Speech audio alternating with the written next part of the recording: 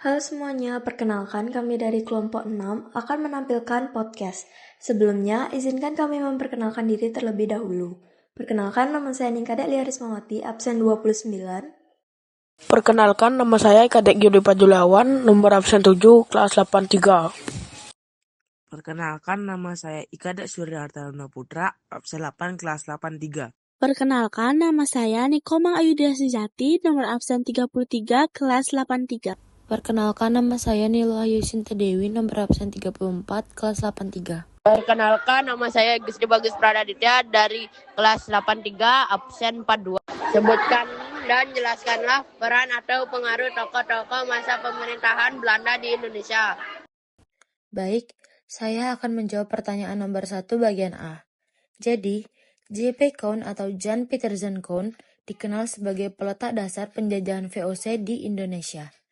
Ia menaklukkan Jakarta pada tahun 1619 dan mengubah namanya menjadi Batavia, serta menjadikannya pusat administrasi dan militer VOC.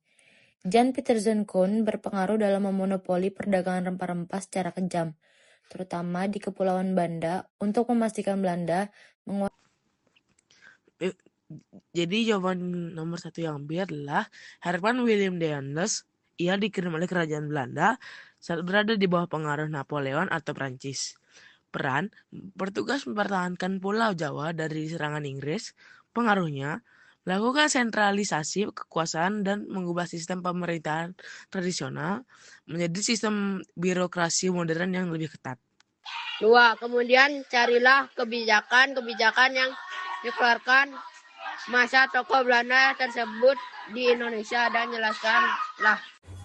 Kebijakan Jan Pieterszoon Koon mewajibkan rakyat menjual rempah-rempah hanya kepada VOC dengan harga yang ditentukan sepihak, melakukan patroli laut dengan perahu kora-kora untuk mengawasi perdagangan dan menghancurkan tanaman rempah jika terjadi kelebihan produksi atau perdagangan gelap, penebangan pohon rempah milik rakyat agar jumlah produksi terjaga dan harga tetap tinggi di pasar dunia. Kebijakan Daendels. Yang pertama itu memaksa penguasa wilayah Surakarta dan Yogyakarta agar menyetujui berbagai perjanjian. Inti dari perjanjian tersebut adalah penggabungan beberapa daerah ke dalam wilayah pemerintahan kolonial. Yang kedua yaitu mengerahkan tenaga rakyat secara paksa untuk pembangunan jalan, benteng-benteng pertahanan, dan pangkalan armada laut. Yang ketiga itu membagi Pulau Jawa menjadi beberapa keresidenan dan merombak sistem administrasi pemerintahan kolonial. 3. Analisislah dampak positif maupun negatif dari kebijakan maupun dampak dari masa kekuasaan tokoh tersebut di Indonesia. Yang pertama, dampak dari masa Jan Pieterszoon Koon atau VOC. Jan Pieterszoon Koon dikenal sebagai peletak dasar penjajahan VOC di Indonesia yang sangat keras. Dampak negatifnya adalah monopoli perdagangan, yaitu rakyat dipaksa hanya menjual rempah-rempah kepada VOC dengan harga yang sangat rendah, yang mengakibatkan kemiskinan massal. Kekerasan politik, yaitu terjadinya pembantaian penduduk asli seperti di Kepulauan Banda, demi menguasai produksi pala.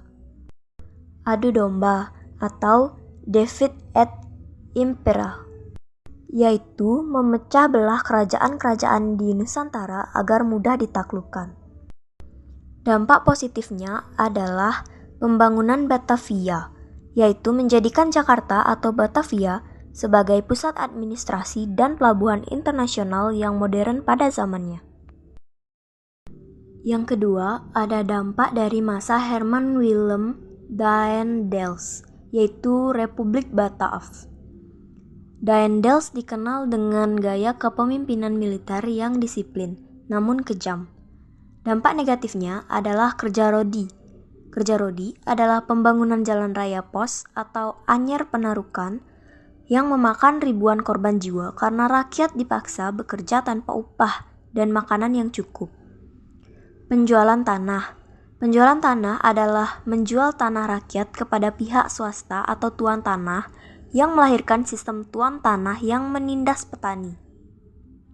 kekejaman terhadap penguasa lokal. Banyak raja-raja lokal yang martabatnya dijatuhkan jika tidak patuh pada aturan Belanda.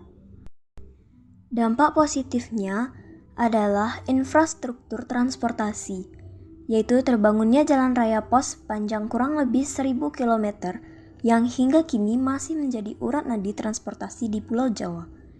Modernisasi birokrasi, yaitu merombak sistem pemerintahan tradisional menjadi sistem birokrasi modern, yaitu para bupati dijadikan pegawai pemerintah.